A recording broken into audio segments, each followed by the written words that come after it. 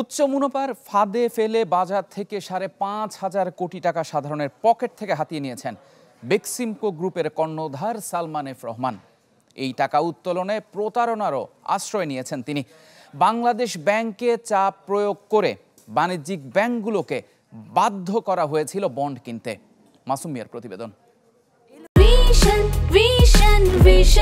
100% copper কন্ডেন্সারে তৈরি vision fridge, তাই গুণে মানে অটুট থাকে বছরের পর বছর।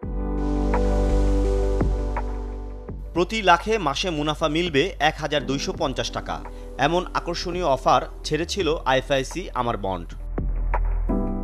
সেই চটকদার বিজ্ঞাপন দিয়ে সাধারণ মানুষের পকেট থেকে ১,০০০ কোটি টাকা হাতিয়ে নেন বেক্সিমকো গ্রুপের কর্ণধার সালমান এফ রহমান। তার নতুন রিয়েল এস্টেট কোম্পানি এসটিএল এর জন্য এই বন্ড হলেও বিনিয়োগকারীদের আকর্ষণ করতে এমনভাবে বাজারজাত করা হয় যাতে মনে হয়েছিল এগুলো ইস্যু করেছিল আইএফআইসি ব্যাংক। এটা আইএফআইসি ব্যাংকের প্রোডাক্ট না, বাট আইএফআইসি গ্যারান্টি দিয়েছে এটাতে। আইএফআইসি ইনভেস্টমেন্টের প্রোডাক্ট। বিজ্ঞাপন তো আর ব্যাংক দেয় নাই, বিজ্ঞাপন দিয়েছে ইনভেস্টমেন্ট কোম্পানি।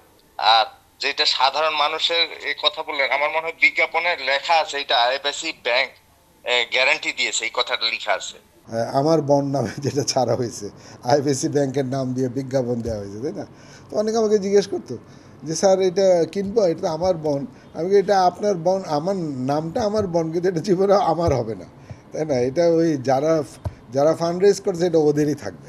সালমানের লুটপাটের যেন তল খুঁজে পাওয়া দায়। ইসলামী বন্ড সুকুকের মাধ্যমে ৩,০০০ কোটি টাকা তুলে নেয় তার প্রতিষ্ঠান বেক্সিমকো লিমিটেড, যা বাজারজাত করতে কেন্দ্রীয় ব্যাংকের সহায়তায় বাণিজ্যিক ব্যাংকগুলোকে চাপে রাখে সালমান এফ রহমান। এছাড়া জিরো কুপন বন্ডের মাধ্যমে ৯/৬ হয়েছে জনগণের আরও ১,৫০০ কোটি টাকা।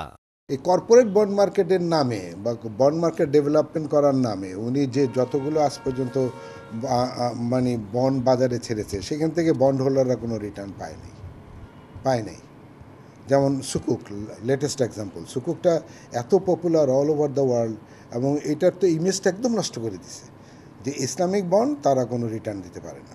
৯০ দশকে সালমান এফ রহমানের বিভিন্ন কোম্পানির ইস্যু করা ডিবেঞ্চার ২০২১ সাল পর্যন্ত খেলাপি ছিল। তারপরেও তিনি হাজার হাজার কোটি টাকা শেয়ার বাজার ও ব্যাংক থেকে লুটে নেন। মাসুম মিয়া, চ্যানেল 24, ঢাকা।